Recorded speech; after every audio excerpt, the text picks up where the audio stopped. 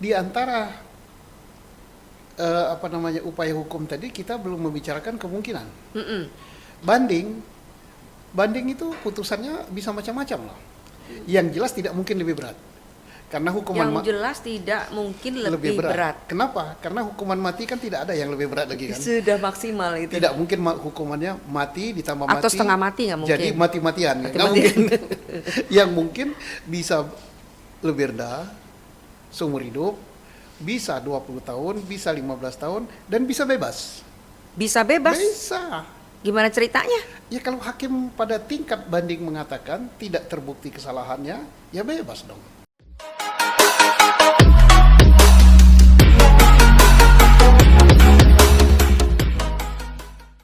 Assalamualaikum warahmatullahi wabarakatuh. Ketemu lagi dengan saya Weni Ramdiastuti. Dan di seberang kanan saya sudah hadir yang sangat istimewa Pak Susno Duaji. Apa kabar Pak? Kabar baik. Assalamualaikum warahmatullahi wabarakatuh para pemirsa. Oke. Salam sehat selalu. Salam sehat selalu. Pak Susno ini siapa sih yang tidak tahu wong Palembang, wong Sumsel ya Pak ya. Beliau mantan Kabar Reskrim dan tentu saja beliau adalah salah satu figur prominent yang berasal dari Sumatera Selatan, khususnya dari Pagar Alam. Iya. Ini adu gawean apa mak manu Pak bisa datang ke Palembang? Iya, gak ada gawe ya. Anak ini kan pengangguran banyak acara. Keren. Jadi ada gawean kantor, cari sesuap nasi Dan sesuap berlian. dan segenggam berlian. Segenggam berlian. Pak Susno eksis nian umur Bapak hampir 70? Oh, hampir dua kali ulang tahun lagi 70. Alhamdulillah. Nah, jadi begitulah. Tapi saya tidak mau menuakan diri. Saya Ya, mau betul. bersahabat sama yang muda-muda. Betul. Nah, kalau ditanya yang serius baru saya jawab. Tapi kalau ditanya yang muda-muda berapa? Ya kira-kira beranjak 17-an. Oke, Pak Susno, kemarin baru saja diputuskan ya vonis terhadap Sambo. Ya, Anda tentu sebagai mantan petinggi Polri melihat kasus ini seperti apa dalam arti vonis Sambo itu sudah diumumkan oleh hakim. Tetapi kalau kita mau mau lihat gitu ya secara kritis gitu ya. Ya. Motifnya tuh kok masih samar-samar ya Pak ya? Oke. Pertama tentang motif ya. Di dalam tindak pidana pembunuhan ya, itu para pakar dulu tidak pernah merumuskan motif ya nih. Kenapa dimasukkan motif? Takutnya motif ini menjadi unsur daripada tindak pidana yang harus dibuktikan. Kalau tidak terbukti maka terdakwanya akan lepas dari jerat hukum. Sehingga motif tidak perlu. Yang penting dia membunuh. Nah, menghilangkan nyawa orang lain, bahasa pasar yang bunuh. Nah, sekarang yang memerlukan motif itu siapa? Nah, yang memerlukan motif itu sebenarnya bukan hakim, bukan jaksa, bukan polisi, tapi terdakwa sendiri. Kenapa terdakwa? Dia akan membuat motif itu yang kira-kira bisa diterima nalar sehingga dianggap wajar dia melakukan pidana itu. Contohnya Sambo. Oh, bukan pelecehan, dia tarik lagi. Mengadakan bahkan perkosaan, perzinaan, perkosaan. Nah, maksudnya apa? Supaya jaksa yang akan menuntut berpikir, oh wajar dia membunuh. Supaya hakim pun, oh wajar dia membunuh. Sehingga hukumannya tetap bersalah, tidak terlalu berat. Nah, tetapi oleh pembuat undang-undang, motif tidak perlu. Yang penting kamu membunuh, direncanakan apa tidak direncanakan. Kan begitu. Oke. Ya. Nah, vonis mati, Anda Iya. setuju? Ya, vonis mati itu sebenarnya ya vonis tertinggi, Iya. maksimal. Iya. Mengapa dijatuhkan? Pertama bahwa kita baca pertimbangan hakim kemarin kan, semua unsur yang dituduhkan terbukti secara sah dan meyakinkan. Kemudian unsur yang meringankan tidak ada. Unsur yang memberatkan banyak sekali. Banyak. Ya maka tiada lain hukuman yang harus dijatuhkan adalah hukuman maksimal. Hukuman maksimal dari pidana pembunuhan dengan rencana 340 KUHP adalah hukuman mati. Ya jelas itu tepat sekali. Tuntutan masyarakat pun hukuman mati. Iya. Jadi ini memenuhi keadilan masyarakat, memenuhi keadilan yuridis, memenuhi keadilan filosofis. Tepat sekali. Keadilan filosofisnya juga terpenuhi ya. Nah, persoalan sekarang adalah apa iya akan dilaksanakan? Nah, It is itu the big pertanyaannya. question. Ya. Nah, mengapa? Karena sudah diundangkan oleh DPR bersama pemerintah undang-undang tentang KUHP baru. Undang-undang nomor 1 tahun 2023 ya kalau nggak salah ya. Di pasal 100 itu ditentukan bahwa untuk seseorang yang dijatuhi hukuman mati tidak bisa serta-merta dilaksanakan. Tidak bisa serta-merta dilaksanakan karena dia harus nunggu 10 tahun. Itu maksimal Pak 10 tahun tuh. 10 tahun ya. Tenggat waktu pun harus 10 tahun. Dinilai oleh lembaga pemasyarakatan. Maksimal atau minimal? Ya pokoknya sampai terpenuhi, tidak ada minimal maksimal. Oh gitu, oke. Sejak putusan itu berkekuatan hukum tetap, dihitung 10 tahun. Nah sekarang, kapan putusan ini berkekuatan hukum tetap? Belum, ini kan baru putusan pengadilan tingkat pertama. Masih menunggu pengadilan banding. Masih menunggu pengadilan kasasi, masih menunggu PK, masih menunggu lagi garasi presiden. Karena ini pidana mati, banding itu tidak mungkin sebulan 2 bulan, bisa setahun, bisa 2 tahun. Kasasi juga dan apa-apa juga, kemudian apalagi sampai garasi. Jadi kalau hukumannya itu masih ada dan Sambo naik ngajukan keberatan terus, maka ini prosesnya bisa 5 tahunan. Nah dihitung dari 5 tahun dia punya kekuatan hukum tetap, 10 tahun lagi. Setelah 10 tahun dia berkelakuan baik, menyesal dan sebagainya, maka hukuman mati tadi bisa berubah menjadi hukuman seumur hidup.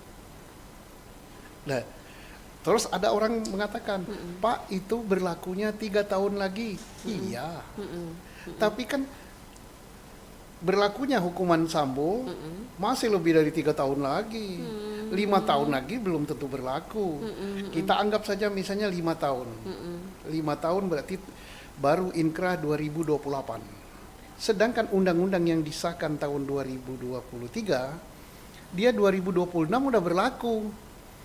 Berarti Sambo mendapatkan yang ini. Karena dia mendapatkan yang ini, karena ada ketentuan undang-undang, manakala perkara dalam proses, ada ketentuan baru. Maka yang terkena itu, terdakwa atau terhukum atau terpidana, berhak memilih yang meringankan dia. Pasti dia milih yang baru dong.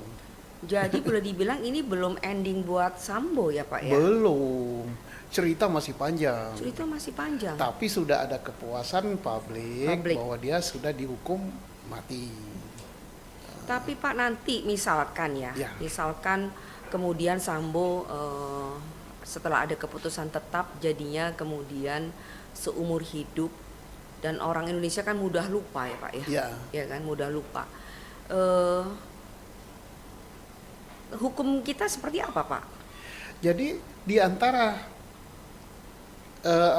upaya hukum tadi kita belum membicarakan kemungkinan. Banding itu putusannya bisa macam-macam loh. Yang jelas tidak mungkin lebih berat. Karena hukuman jelas tidak mungkin lebih berat. Kenapa? Karena hukuman mati kan tidak ada yang lebih berat lagi kan. Sudah maksimal itu. Tidak mungkin hukumannya mati ditambah mati. Atau setengah mati nggak mungkin. Jadi mati-matian. Nggak mungkin. Yang mungkin bisa lebih rendah, seumur hidup, bisa 20 tahun, bisa 15 tahun, dan bisa bebas. Bisa bebas? Bisa. Gimana ceritanya? Ya kalau hakim pada tingkat banding mengatakan tidak terbukti kesalahannya, ya bebas dong. Oh kelewatan Pak kalau bisa bebas. Ya namanya manusia.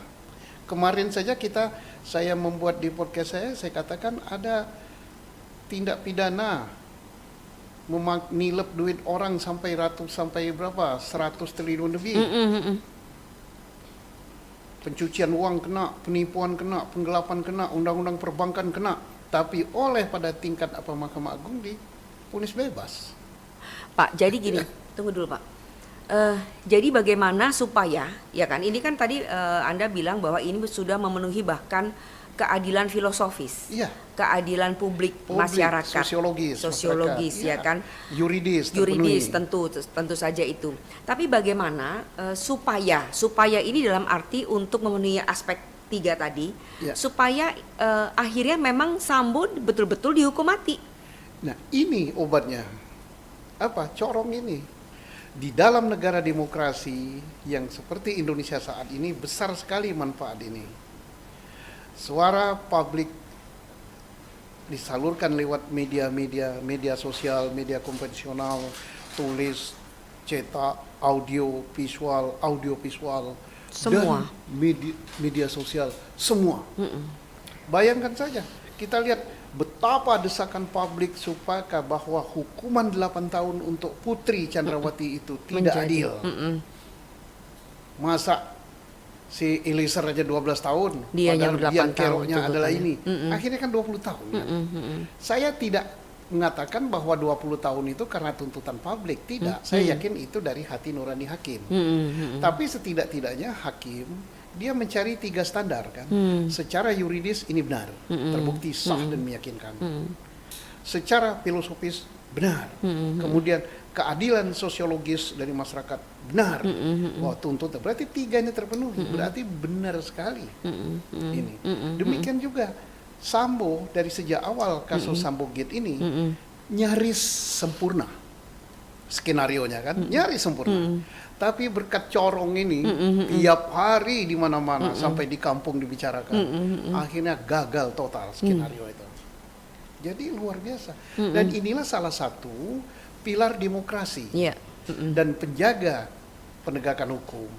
Nggak bisa lagi main-main. Jangankan gitu, orang terjadi kejadian polisi sama sopir jadi jalan langsung dipotret, langsung viral. Bahkan ada kata-kata no viral, no ha. Oke, Pak. Tapi kok bisa-bisanya ya IPW itu bilang bahwa vonis mati untuk Sambo tuh nggak pas, ya. Karena dia bagaimanapun berjasa. Itu kok gitu sih Pak IPW Pak? Anda nih sebagai mantan petinggi Polri loh, gimana Pak IPW ini?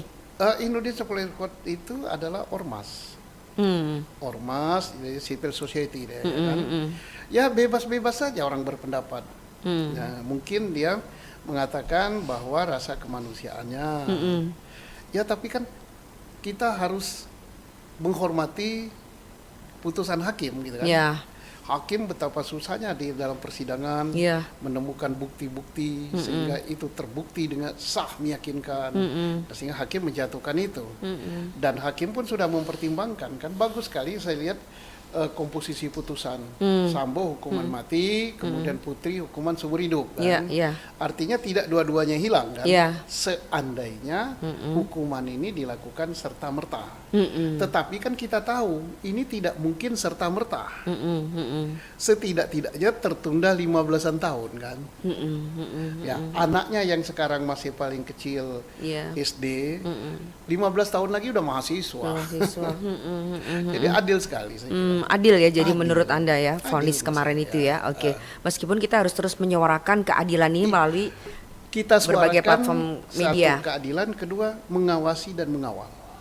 Peran publik dalam mengawal perkara ini sangat-sangat besar sekali. Oke. Pak, gimana tentang vonis Barada Eliezer? Apa harapan Anda di situ? Kalau saya mengatakan bebas mungkin nggak Pak? Iya, bisa jadi. Justice kolaborator itu dia adalah orang yang melakukan kejahatan. Tetapi dia membongkar kejahatan itu. Tanpa dia bongkar, maka kejahatan itu akan tertutup, gelap. Maka sempurnalah skenario dia. Kan perkara ini mulai terungkapkan setelah Eliezer bersuara bahwa yang otaknya adalah Sambo, yang ini tidak benar, yang ini tidak benar, terungkap. Akhirnya Sambo ditangkap dan ditahan kan. Lah, masa hukumannya lebih tinggi dari Putri?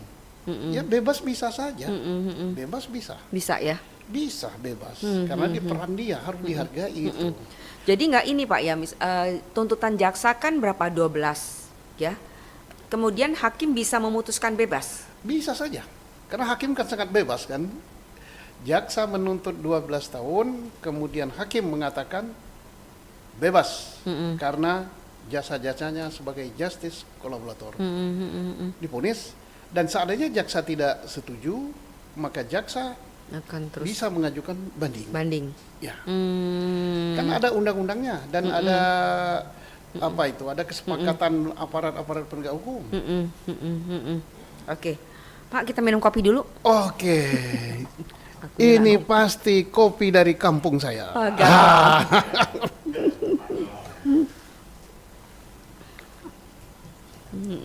Oke. Pak, Anda percaya nggak bahwa Sambo itu masih punya pengaruh di kepolisian dan atau masih punya kelompok yang bisa untuk terus memperjuangkan, ya boleh dibilang memperjuangkan versi dia, sehingga nanti tidak dihukum mati? Ya mungkin ya teman-temannya. Tapi kalau apakah kelompoknya itu kuat atau tidak, saya kira karena kekuatan kelompok itu kan tergantung kekuasaan. Kekuasaan itulah yang memberikan pengaruh. Sekarang kan kekuasaan yang nggak ada lagi kan. Dia tidak berkuasa, dia tidak berwenang. Tinggal sahabat-sahabat yang mungkin dulu pernah dibantu, pernah mendapatkan kenikmatan gitu kan. Kenikmatan tanda kutip ya. Maka dia kan berhutang budi kan. Yeah. Berhutang budi ya, kalau bisa saya bisa nolong gitu. Itu kan sifatnya kan kemanusiaan. Tapi kalau dia full power untuk menolong Sambo dengan segala cara, saya pikir udah sulit gitu. Udah sulit ya. Sulit. Nggak ada lagi ya. Nggak ada lagi, justru yang menolong sendiri yang akan jatuh. Kuasa posisi dia nggak ada Ya, lagi. masuk jurang. Habis ya, Habis. tamat ya Habis, Sambo untuk ya. hal ini ya. Oke, Pak, Anda melihat hakim yang memutuskan ini, itu dia mendengarkan suara hatinya, Iya.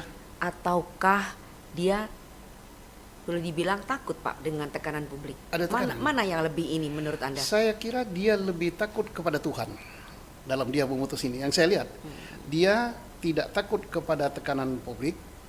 Nah, tekanan publik kan sudah beredar sewaktu perkara ini akan diputuskan. Dikatakan bahwa ada kelompok jenderal yang mendekati. Kemudian dikatakan juga, diedarkan video yang mengatakan seolah-olah si hakim ketua bernegosiasi dengan Kabaris-Krim. Kemudian macam-macam lah isu yang itu. Tapi tidak ditanggapinya, tidak digubrisnya itu. Kemudian mungkin juga dia dapat teror dan ancaman, tapi tidak digubris. Nah, pesan-pesan dan lain-lain dia tutup telinga, dan sehingga saya yakin kepada statement daripada pihak pengadilan bahwa hakim yang ditunjuk di sini adalah hakim yang qualified, hakim yang teruji, hakim yang clear and clean, hakim yang bersih. Dan tidak main-main dia menjatuhkan vonis mati itu, dia bertanggung jawabnya kepada Sang Pencipta, Sang Kholik, kepada Allah Subhanahu wa taala. Saya yakin itu nuraninya yang bicara.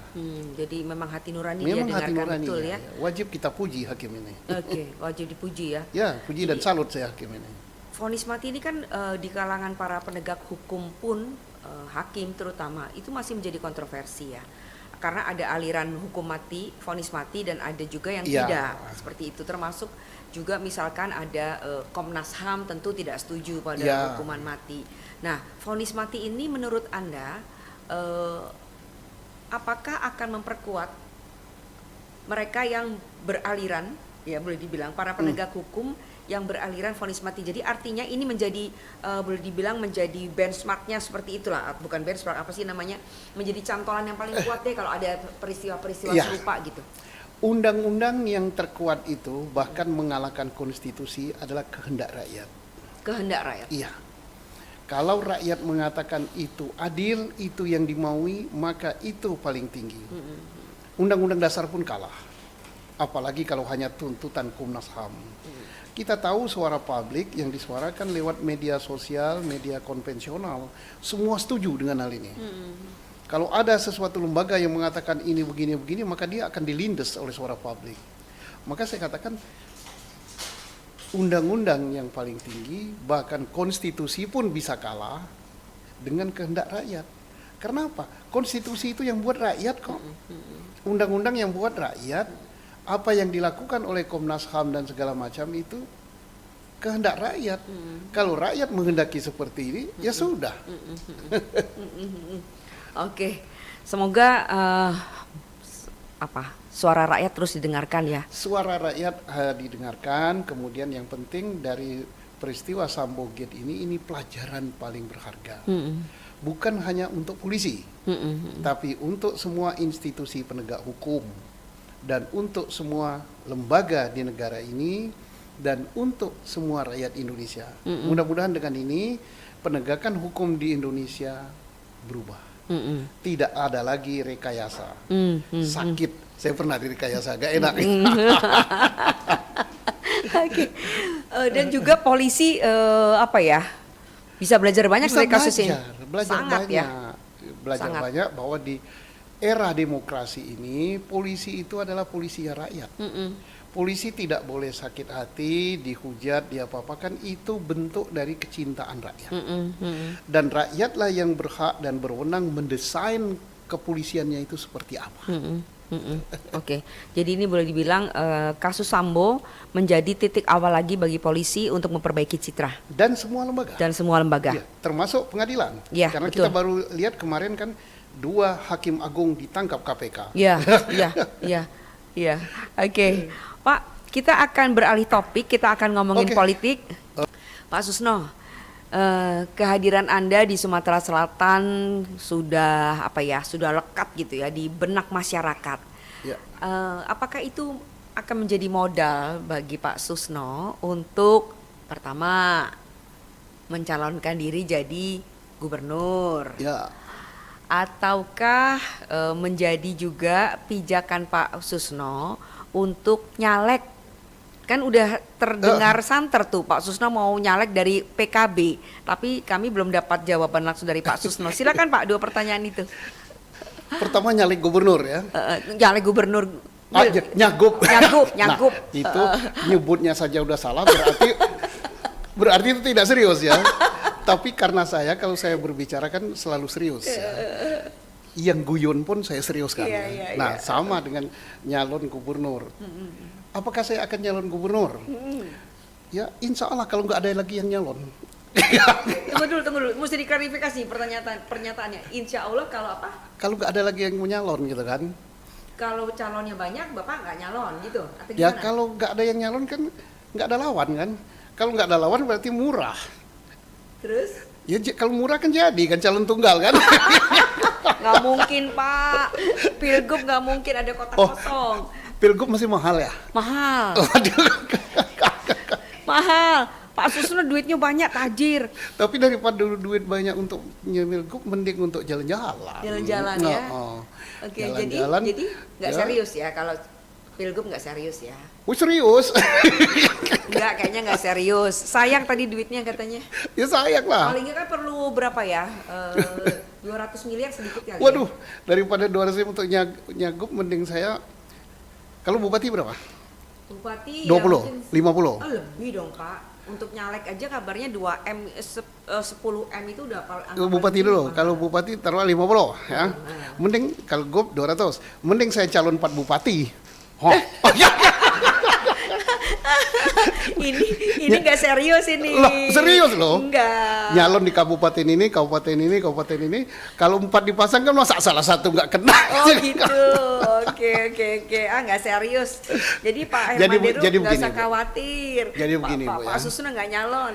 Kita lihat kan anak-anak muda di Sumatera Selatan ini banyak. Dan mereka serius semua, bagus semua. Saya ini kan pensiunan. Ya, kalau pensiun itu baru 2 tahun atau setahun. Kalau pensiunan, ini berarti udah lama banget pensiunnya. udah lupa gitu. Udah lupa apa Pak? Ya lupa aja di pemerintah, lupa caranya, lupa seriusnya. Lupa gitu kan. seriusnya. Lah, jadi gubernur tuh harus serius loh. Iya. Pakai baju harus safari, kemudian harus pakai kopiah. Nanti jangan-jangan kopiahnya terbalik gitu. Jadi Pak Susno boleh bilang udah lewat masa-masa itu ya? Ya anak-anak muda banyak. Anak-anak muda. Kita kasih kesempatan Oke. mereka. Oke. Nah sekarang soal caleg. Kenapa mau ke politik sih akhirnya? Saya itu sebenarnya tanpa lewat partai politik sudah berpolitik terus. Betul.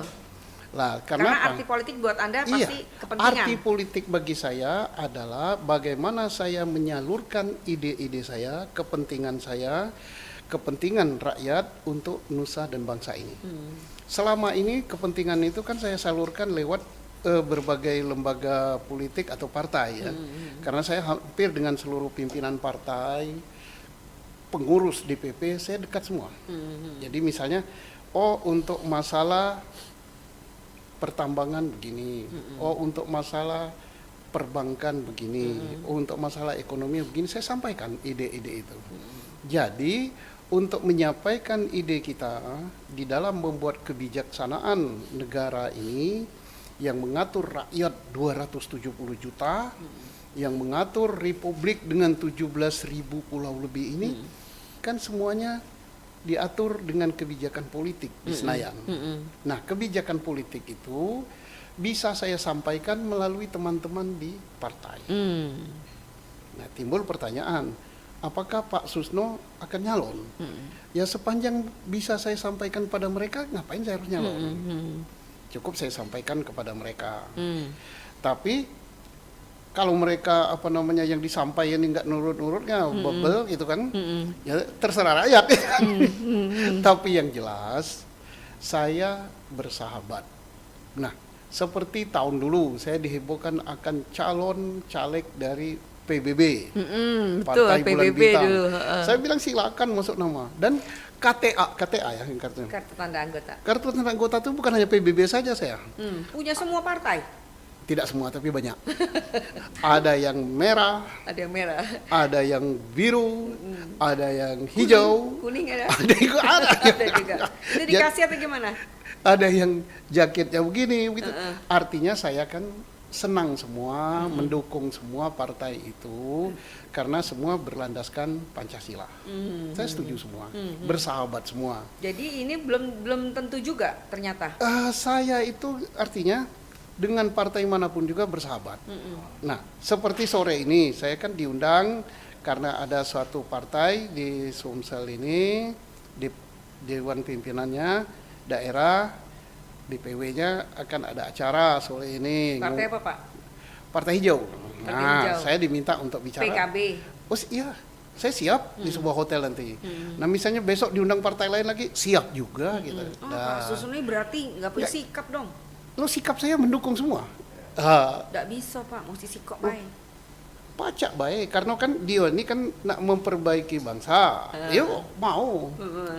Nah ini, tapi kalau misalnya sudah pada sikap untuk coblos, lah itu kan langsung bebas dan rahasia. Udah rahasia, kututup cak ini pula buat kino anak. Sekewit. Bila perlu pakai koran gini siapa yang dicoblos. Lampu dimatikan gitu. Sekewit Pak Susno nih. Jadi galo-galo dikawani ya. Galo-galo dikawani tentang misalnya akan calon apa tidak. Kalau untuk mencalonkan diri tidak. Misalnya aku masuk partai, diinjak kartu anggota, kemudian berbaik-baik supaya dicalonkan tidak. Tapi kalau akan dicalonkan, pikir-pikir dulu. Nah, kalau pikir-pikir kenapa? Aku kan memikirkan apa untung ruginya. Nah, untung ruginya misalnya kalau saya tiap hari harus duduk di kursi yang empuk itu, takutnya lupa berdiri. Dan aku ini wong penduduk itu. Begitu duduk di situ langsung tekantuk, jatuh pula di kursi. Ceklek tangan ini kan. Jadi kalau untuk mencalonkan diri tidak. Tapi kalau untuk dicalonkan saya pikir dulu. Nah, pikir dulu. Dan PKB adalah salah satu yang boleh bilang menggadang-gadang Anda untuk monggo silakan. Saya kenal semua pimpinannya di pusat, saya kenal maju ke Senayan. di daerah kenal. Silakan PBB silakan, partai lain silakan. Dan bukan hanya PBB saja kok, bukan hanya PKB saja kok. Sudah beberapa yang ngajak saya gabung. Saya bilang oke. Pak, tunggu dulu. Kalau Anda akhirnya memang mau dicalonkan oleh PKB, jualan Pak Susno apa sih selain sebagai mantan petinggi Polri gitu ya? Apa sih atau hal-hal pertanian di Sumsel? Tapi saya tuh kok nggak yakin ya Pak Susno pertanian itu buat di platform YouTube aja itu. Jadi pertama saya belum dicalonkan. Saya tegaskan kalau mencalonkan diri tidak. Ya, tapi kalau dicalonkan, saya berpikir dulu. Oke. Saya akan melihat platform dari partai itu. Apa kebijaksanaan yang besarnya untuk nasional ini. Saya akan lihat dulu. Dia akan bergerak membangun UMKM, pertanian kah, atau industri kah, atau perdagangan kah, atau apa. Kalau saya bisa dicalonkan berarti saya menari harus sesuai dengan tari mereka. Betul. Nah saya lihat dulu, saya belum tahu platform partai itu ya gimana saya mau siap untuk dicalonkan. Misalnya Pak sini, seperti sore ini isi acara partai, saya siap isinya. Kemudian nanti bicara Pak mau dicalonkan, saya akan melihat dulu apa platform partai ini. Oke, jadi boleh dibilang Pak Susno sekarang masih wait and see ya? Bukan wait and see, tapi think and think gitu, pikir dan pikir gitu. Think, rethink terus ya kayak gitu ya. Karena apa? Saya ini manusia bebas. Yang dulu selama 35 tahun saya itu bangun tidur diatur. Jam sekian harus bangun, jam sekian sholat, jam sekian di kantor, jam sekian pulang. Ada anak saya lahir, Pak Susno nggak ada. saya nggak ada di Timur-Timur. Pulang dia sudah TK. Kemudian setelah saya dinas, berangkat subuh, pulangnya habis isya. Akhirnya saya pulang, anak saya manggil saya Om. Karena saya berangkat kantor dia tidur, masih tidur, pulang kantor dia sudah tidur. Jadi setelah dia besar, siapa laki-laki ini? Ini Om. Bayangkan 35 tahun, orang hari raya saya tidak hari raya, orang tahun baru saya tidak tahun baru. Nah sekarang saya ngalami bebas. Gitu, bebas. Soal pekerjaan bisa dikerjakan anak-anak, saya tinggal berada di belakang. Jadi tut uri handayani, ing madio mangun karso, ing karso sung tolodo. Saya bagian dorong-dorong di belakang. Julak-julai. Monggo niko jalannya panjenengan lare-lare monggo. Saya bagian dorong-dorong saja. Jadi boleh dibilang Pak Susno sekarang sebenarnya kalau boleh memilih mau jadi manusia bebas saja ya. Manusia bebas tapi bermanfaat. Tapi bermanfaat, tetap itu ya. Ya. Jadi itu yang saya lakukan. Kemudian bermanfaat untuk negara dan bangsa. Dan saya juga memikirkan apa yang saya anggap baik, saya salurkan lewat politisi, dan juga saya nyumbang pada negara ini melalui keringat pekerjaan saya bayar pajak. Besar loh saya bayar pajak. Lah kemarin aja saya bayar denda aja besar gitu. Karena usahanya banyak. Bukan, jadi artinya saya sebagai orang yang patuh.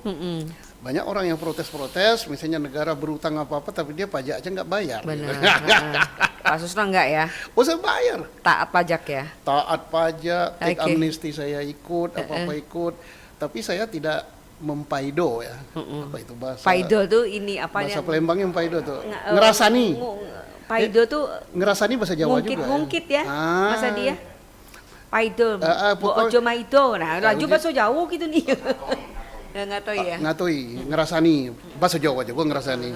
Maklum lah, bini wong Jawa. Bini wong Jawa. Asal usul dari Jawa. Iya, benar Pak Susno.